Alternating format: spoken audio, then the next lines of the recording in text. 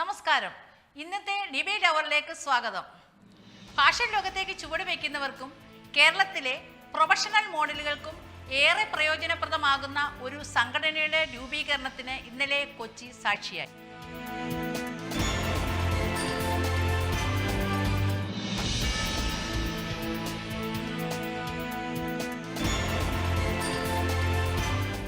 ഒരു അസോസിയേഷൻ എന്ന് പറയാൻ കാരണം ഞാൻ ഏകദേശം 16 ഷോ അടുപ്പിച്ചായി ഇതുവരെ. ഐമയുടെ ഒരു പ്ലാറ്റ്ഫോമിലാണ് രജിസ്ട്രേഷൻ. തിരുവനന്തപുരം മുതൽ കാസർഗോഡ് വരെ എല്ലാ ജില്ലയിലും എല്ലാ ഏരിയയിലും. അപ്പോൾ മാറ്റിനോട് പറഞ്ഞു നമ്മളിങ്ങനെ ഒരു സംരംഭം തുടങ്ങുന്നുണ്ട്. For me I am really sad because past 6 years ഞാൻ ഓടിക്കൊണ്ടിരിക്കുകയാണ്. എനിക്ക് എവിടെ നിൽക്കണമെന്നറിയില്ല.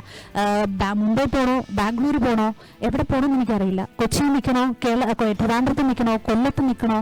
എൻ്റെ ആദ്യത്തെ മോഡൽ ഇവിടെ വരാനിരുന്ന നീന ഗ്രൂപ്പാണ്.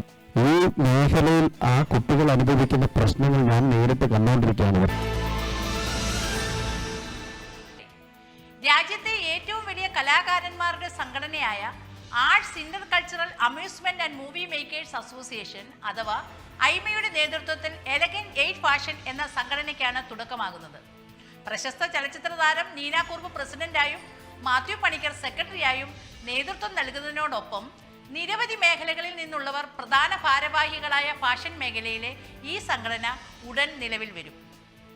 ഇന്നത്തെ ഡിബേറ്റ് അവർ കൊച്ചി കോറൽ ഇസ്ലാ ഹോട്ടലിൽ നടന്ന ചർച്ചയാണ് പ്രമേയമാകുന്നത്. കാണാം ഫാഷൻ ലോകത്തെ പ്രതിസന്ധികൾ, സംഘടനകളുടെ സാധ്യതകൾ.